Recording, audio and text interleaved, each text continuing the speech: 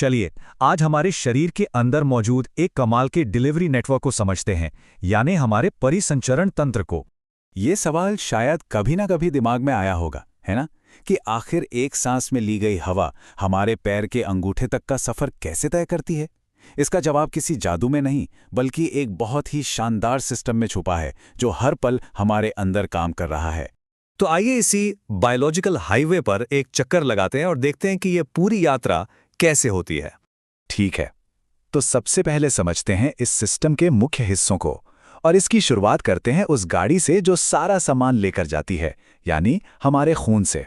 अगर हम खून को देखें तो वो सिर्फ एक लाल रंग का लिक्विड नहीं है। इसका लगभग 55% हिस्सा प्लाज्मा है, जो कि इसका लिक्विड बेस है, और बाकी का 45% हिस्सा वो कोशिकाएं हैं जो इस प्लाज्मा में तैरती रहती हैं।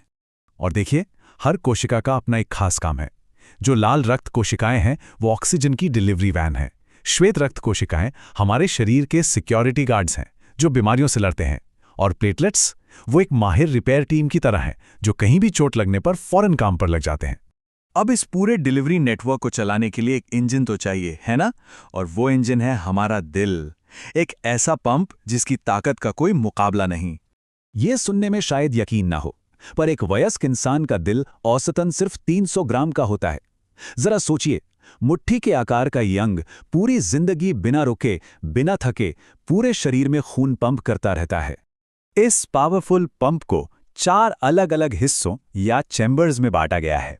ये चारों मिलकर एक टीम की तरह काम करते हैं ताकि खून का बहाव एकदम सही तरीके से चलता रहे। तो ऊपर के जो 2 चेंबर हैं, जिन्हें हम एट्रिया कहते हैं, उनका काम है खून को रिसीव करना, यानी जमा करना। और जो नीचे के 2 ज्यादा मजबूत चेंबर हैं, जिन्हें वेंट्रिकल्स कहते हैं, असली पावर उन्हीं में है। वहीं जोर से खून को पंप करके बाहर भेजते हैं। तो खून की ये यात्रा शुरू कहाँ से होती है? इसकी शुरुआत होती है एक बहुत जरूरी काम से, फेफड़ों तक जाकर ऑक्सीजन लेने से। इस रास्ते को पल्मोनरी सर्किट कहते हैं। चलिए इसे आसान भाषा में समझते हैं। सबसे पहले शरीर से इस्तेमाल हुआ खून, जिसमें ऑक्सीजन कम है, वो दिल के दाएं एट्रियम में आता है। फिर उसे दाएं वेंट्रिकल में भेजा जाता है। यहां से दायां वेंट्रिकल उसे पंप करके फेफड़ों में भेजता है। फेफड़ों में वो ऑक्सीजन से रिचार्ज होता है और फिर ये ताज़ा ऑक्सीजन से भरा खून दिल के बाएं एट्रियम में लौट आता है, अपने अगले सफर के लिए तैयार। अच्छा, अब जब खून में ताज़ी ऑक्सीजन भर गई है तो उसे शरीर के कोने कोने तक पहुंचाना है, और इसके लिए बने हैं खास हाईवे, धमनियां और शिराएं। दिल का जो बायां वेंट्रिकल है वो सबसे ताकतवर हिस्सा है। वो जोर से सिकुड़कर खून को महाधमनी यानी एओर्टा में धकेलता है, जो हमारे शरीर का मेन हाईवे है, और यहीं से पूरे शरीर में डिलीवरी का सफर शुरू होता है। तो इन दोनों हाईवे में मुख्य फर्क क्या है? देखिए, धमनियां यानी आर्टरीज खून को दिल से दूर लेकर जाती हैं। इनमें प्रेशर बहुत ज्यादा होता है, इसीलिए इनकी दीवारें मोटी और मजबूत होती हैं। वहीं दूसरी तरफ शिराएं यानी वेन्स खून को वापस दिल की ओर लाती हैं। इनमें प्रेशर कम होता है, इसलिए इनकी दीवारें पतली होती हैं। और हाँ, इनमें वॉल्व भी होते हैं ताकि खून वापस ना बह जाए। और यहीं पर आकर अक्सर लोग कंफ्यूज हो जाते हैं।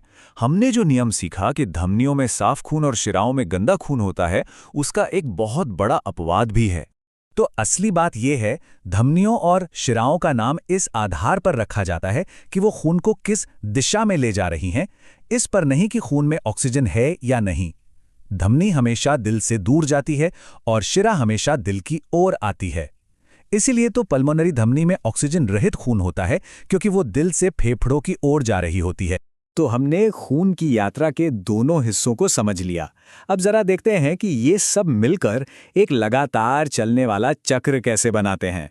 इस पूरी प्रक्रिया को डबल सर्कुलेशन कहते हैं। मतलब एक ही चक्कर पूरा करने के लिए खून को दिल से 2 बार गुजरना पड़ता है, एक बार फेफड़ों में जाने के लिए और दूसरी बार बाकी शरीर में जाने के लिए। ये एक बहुत ही कुशल डिजाइन है जो ये पक्का करता है कि शरीर के हर हिस्से को हमेशा ऑक्सीजन से भरपूर खून ही मिले। और सबसे हैरान करने वाली बात, ये पूरा का पूरा चक्र फेफड़ों से लेकर पैर के अंगूठे तक और वापस दिल तक सिर्फ 60 सेकंड में पूरा हो जाता है। ये अविश्वसनीय रफ्तार हमें एक गहरे सवाल पर सोचने के लिए मजबूर करती है कि हमारे शरीर को लगातार कितनी ज्यादा ऊर्जा की जरूरत पड़ती होगी।